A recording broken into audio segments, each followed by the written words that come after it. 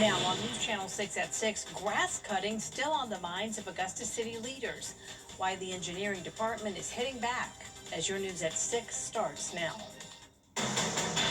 Live from Television Park, this is WJBF News Channel 6 at 6.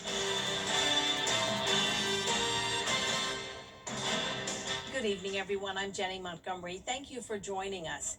Coverage you can count on begins with the creation of a new Augusta Vegetation Department as commissioners get called out. The director of one of the departments currently cutting grass is taking exception. George Escala has the story.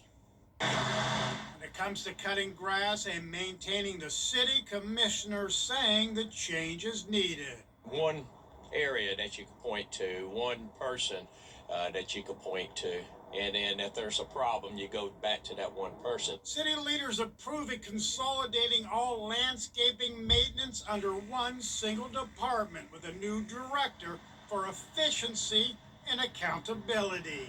We're looking for efficiency in trying to make sure that the service output that the constituents are looking for happens. But the move prompted engineering director Dr. Hamid Malik to send city leaders an email where he says he's taking exception and saying the statement about efficiency and accountability is a direct reflection on my performance. Now, did anybody attack Dr. Malik personally? Absolutely not. We support him. We encourage him. Malik goes on to write that it is not an efficiency and accountability failure, but management's failure to provide resources to match the current level of expectation. Well, if you're talking about resources, it's funding. And if you look at anybody within Augusta, Richmond County government, it's always about the resources. Sometimes you got to make do with what you have. We reached out to Dr. Malik about the email and did not hear back, but it's clear city leaders' decision for a new standalone vegetation department cut one impacted director to the quick. In Augusta, George Escala, WJBF, News Channel 6. A 4-year-long road project in Columbia County is getting closer to completion. The county announcing a lane closure this week as part of the Fury's Ferry Road widening project. Graham Lee joins us live now with an update. Graham? Well, Jenny, the county started working on the widening project for Fury's Ferry Road back in 2021, almost now 5 years ago, actually. So this temporary lane closure is the next step in the process towards getting it all done. Of course, the project has been pushed back, and it was supposed to be finished last summer, but weather delays and, of course, Hurricane Helene pushed the completion date back by several months. This week, work crews with E.R. Snell will be working from the intersection of Fury's Ferry Road and Harding McManus Road all the way to the state line to prepare the road for resurfacing. Road work will take place from 9 a.m. to 3 p.m. until this Thursday, but engineers say they can't start until tomorrow, and the reason why is these cold temperatures. The biggest challenge right now and what the critical path is, the portion of the critical path that's being held up is the paving. It's got to be a certain temperature and rising for them to pave, and if it's not, then they can't pave. So what they're doing in the meantime is they're doing a lot of finished curb and gutter work. They're doing a lot of finished sidewalk work. They're finishing a bunch of driveways. They're doing as much work as they can so that when the weather does warm up, they can hit the ground running hard with that paving machine. Yep. So for more information about this lane closure, you can go to our website, WJBF.com. If you're driving around this area over the next few days, you're encouraged to use caution, slow down, and expect delays. Titus says after this lane closure, he's expecting the county to finish the project in its entirety by the middle of this summer. Live in Evans, Graham Lee, WJBF, News Channel 6. All right, Graham, thank you so much. Meteorologist Avery Gray joins us now. And Avery, you heard Kyle say there that, or Kyle Titus rather, talk about the cold weather impacting the paving of that road. We need it to warm up. That's right, Jenny. We need it to warm up for everyone's benefit, especially mine. I don't like the cold, but more specifically for those who are working, for the roads and all of the things that the cold temperatures really do play a key role in affecting that. Our Terry Lambert Hyundai Skyview cam showing a very beautiful sunset outside of Augusta Regional Airport as we still have those winds, but that's old news. Let's just focus on how pretty that sunset is in 2 weeks from today.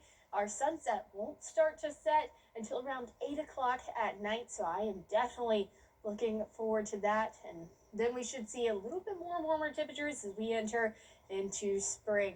We're seeing wind gusts of around 23 miles per hour here in Augusta, everyone around 20 to 25 miles per hour with that wind gust. And we're still in that special weather statement for just an hour until 7 o'clock, just saying, hey, not a good idea to start any type of fires right now. And then our temperatures right now across the CSRA in those low to mid 40s. Our wind chill value is going to be about 10 degrees. If you knock off 10 degrees off of our actual temperature outside, that's what it feels like outside. That's all because of the winds. And over the next couple of days, you can expect those temperatures to warm back up into the 70s, but then we'll start to see some rainfall. And I'll have more on that coming soon. Jenny? All right, Avery, thank you. Tonight, the Richmond County Board of Education will vote on the 2026 Facilities Master Plan. If approved, Barton Chapel and Jenkins White Elementary would close. T.W. Josie High School and Murphy Middle School would be repurposed to create a college and career academy. During the renovation, the Josie School Zone will remain active, with all operations transitioning to the Murphy campus.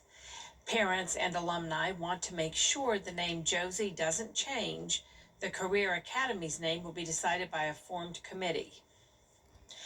The jury trial in the death of Latanya Janelle Carwell began today. The Aiken County school system is expanding its cyber reach, the district announcing its partnership with USCA today. The agreement is to improve cybersecurity protection for all Aiken County schools. Services will be provided by USCA's Regional Operations Security Center.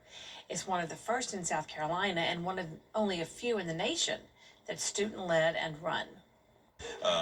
Today we formalized a partnership, whereas they're going to utilize their students to help secure our network. And so we have infrastructure in place to secure our network, but on a daily basis, we're receiving hundreds of threats, or thousands of threats in some situations. And these students will actually be actively securing our network. So this is a real world partnership that has consequences that will affect our students as well as USCA. USCA is one of 8 schools in South Carolina designated by NSA as a center of excellence in cyber defense. From Aiken's very popular STEM festival to the shows at the DuPont Planetarium, the Science Center at USCA has a lot to offer. Tomorrow on Jenny, we're having a discussion with the director of the Ruth Patrick Science Center, Dr. Gary Sin. We're covering all kinds of fascinating topics, including night skies, planetary alignments, and the northern lights. Remember, in the last year, we've had sightings right here in the CSRA. We are in what's called solar maximum now. So the sun goes through cycles, about 11 years. Solar minimum when there's least activity, solar maximum when there's the maximum activity.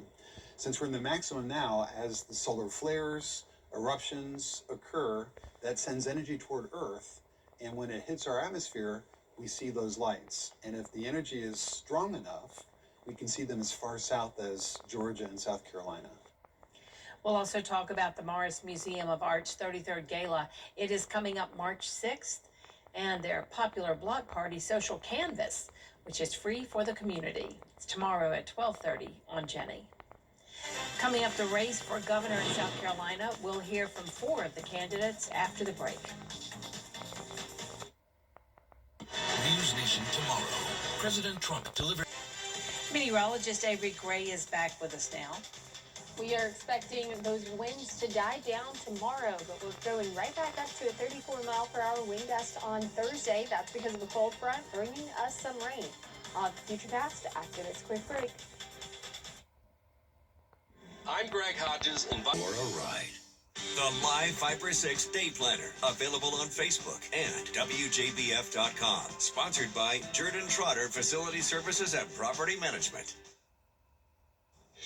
Now, your most accurate forecast with WJBF Live Viper 6. Welcome back. Temperatures across the CSRA right there in those low to mid 40s across the board. We have some winds coming in from the northwest with a wind gust of around 23 to 25 miles per hour for most of us across the CSRA.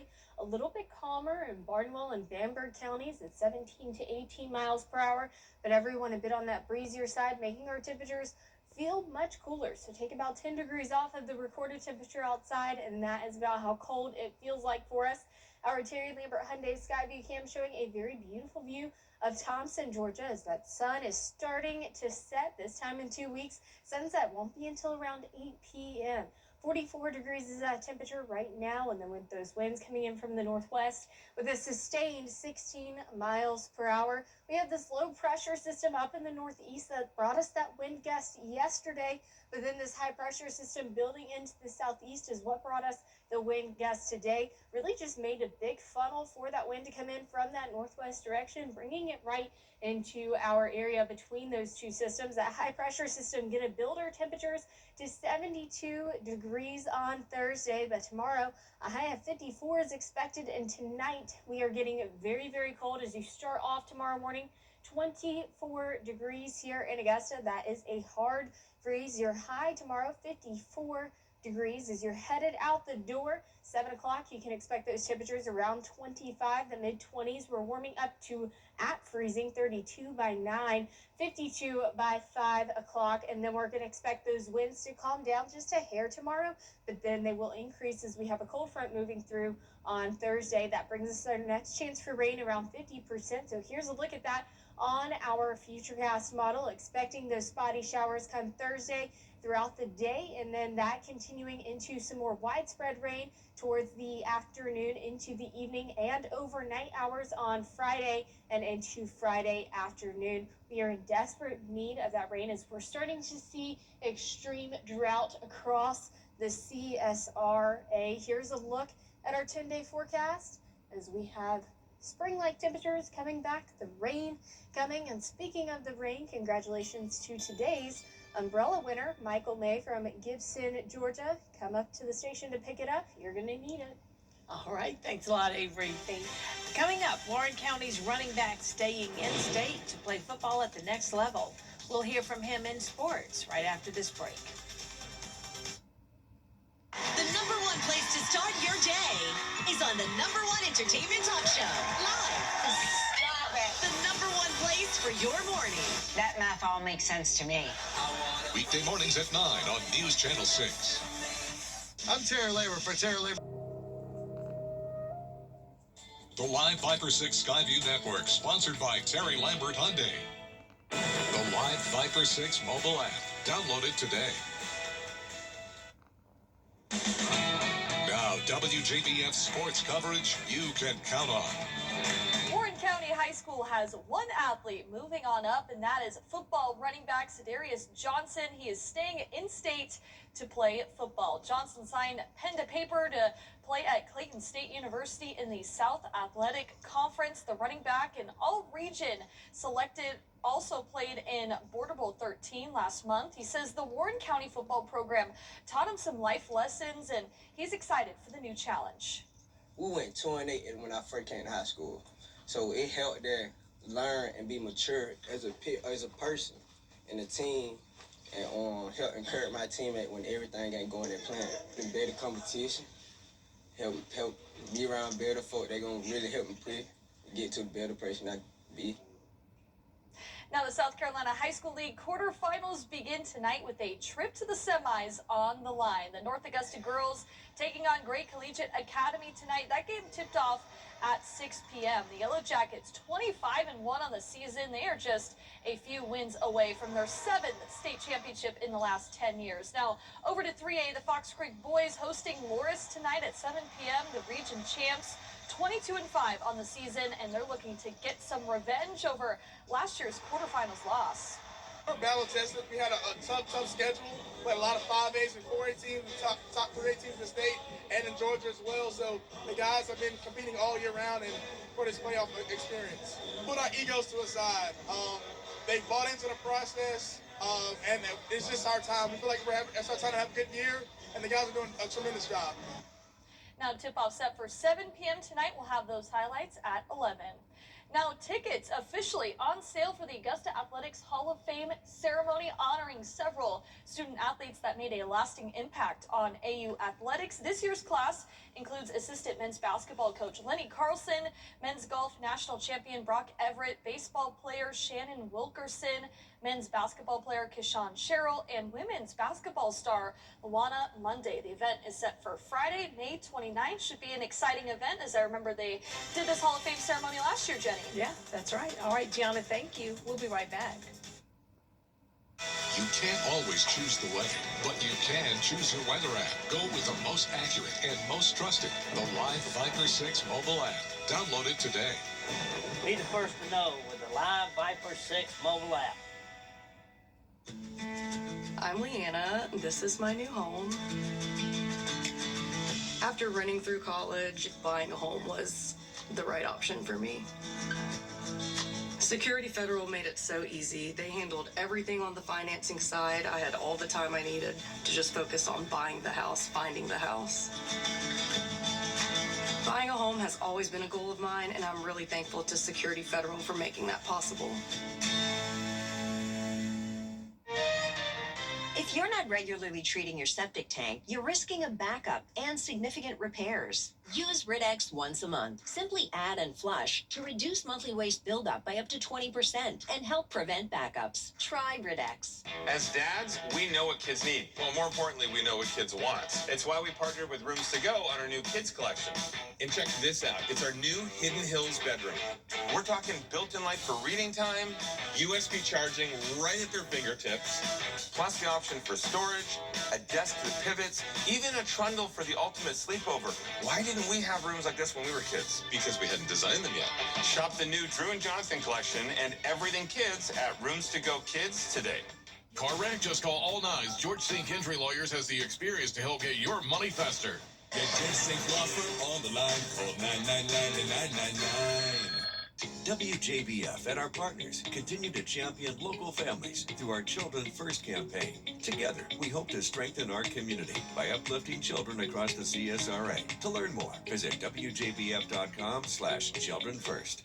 WJBF 6 Plus, now available on Samsung TV Plus. Discover countersink and showers price ranges for... I'm not Judge Judy, duh, but I've worked with her for years, and she's a real sweetheart. I eat people like you for breakfast. Judy is back with all new cases. Have you lost your mind? Judy Justice. Weekdays at 3 on News Channel 6. Welcome back. Looking ahead at our 10-day forecast. Tomorrow going to be a bit on that chillier side, 54 degrees. Definitely a frigid start. We start to warm up as we enter into the midweek with temperatures reaching 72 on Thursday. 50% chance for rain as a cold front comes through, only knocking our temperatures down into the upper 60s for the weekend as we look ahead. Above average temperatures sticking around until around Wednesday of next week. Finally tonight, an unexpected Olympic debut is trending online. This pooch ran onto the course during the women's team sprint cross-country ski qualifier. The dog sprinted behind athletes and even crossed the finish line as spectators cheered him on. Turns out the 2-year-old wolf dog escaped from home and followed people to the venue before making his surprise appearance. Wow. That is so cute. I love that dog. I heard some of the announcers talking about it, and that was a really fun moment for them. Yes, it reminds me of the squirrel that was on Ole Miss football. Oh, yeah. Their football field. Right. And they kept having to pause the game for the squirrel to get off of the field. That's exactly what that reminds me of. Very much like that. Well, that's our report for now, everybody. News Channel 6 continues at 7 o'clock right after World News Tonight. And we'll see you again for News Channel 6 at 11. Have a great evening. It also makes me think about, well, I don't know who the golfer was, but